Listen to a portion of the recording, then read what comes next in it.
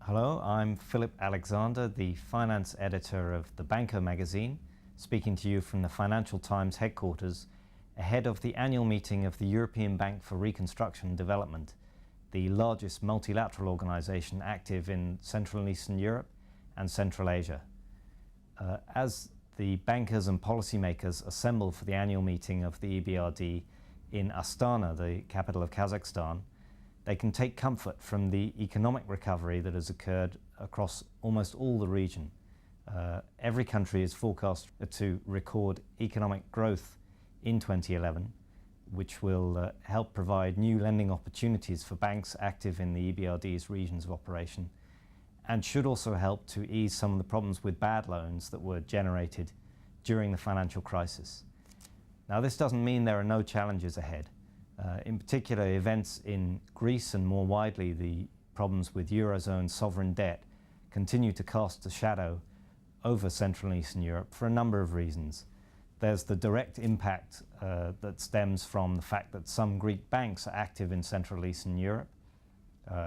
They've been funding those operations directly from the parent bank, and that has become very difficult as conditions in Greece have deteriorated. There's also a possible wider economic impact. Western Europe remains a key export market for the Central and Eastern Europe region. And so obviously if economic prospects in Western Europe are dampened, that will also affect the areas in which the EBRD operates. Finally, of course, there's the impact that all this is having on financial markets. There's been more volatility and more uncertainty, and that affects investor sentiment. Because most of the markets in Central and Eastern Europe are small, they're relatively shallow, investors tend to shun those markets when volatility rises. They prefer bigger, more liquid markets like the US or Western Europe. So the key challenge for Central and Eastern Europe is to find a new economic model. It's really a change compared to the period before the crisis, when they depended heavily on flows of foreign financial capital into those countries to help fund, for example, new or upgraded housing. Many people in the EBRD's areas of operations are still living in Soviet-era accommodation, often rented from the state rather than owner-occupied. In addition, foreign capital was used to fund the huge infrastructure upgrades needed. A lot of the infrastructure in the former Soviet Union in particular is simply not of a standard that can support long-term economic growth in a modern technology-driven economy. Now, because that foreign capital is less reliable, at the moment multilateral organizations like the EBRD have stepped in to fill the gap. But obviously that's not a model that can be continued permanently. So these countries need to increase the means to raise finance within their own markets. A number of countries already have very active local capital markets.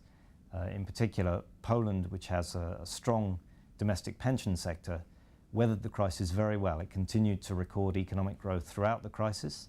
Its local markets were able to fund a growing government budget deficit, but also to fund local banks and companies. And so clearly that's an advantage that other countries will need to emulate. Already in Kazakhstan, the host country, there is a growing private pension sector. Around 7 million employees pay 10% of their salaries into private pension schemes every month. And the effect of that is that the government believes that the pension system should be large enough to help a very ambitious privatization program on the local stock exchange. Other countries don't yet have this advantage, and obviously it's important for them to develop these stronger local capital markets.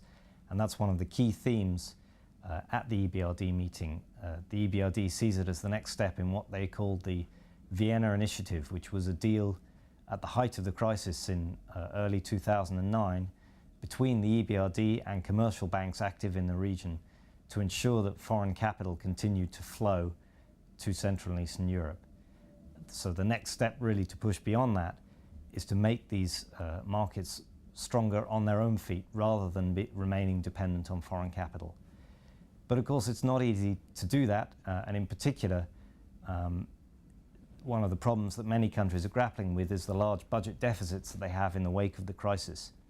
Now, in the long term, building a strong private pension system takes the burden off the state. But in the short term, it involves switching government revenues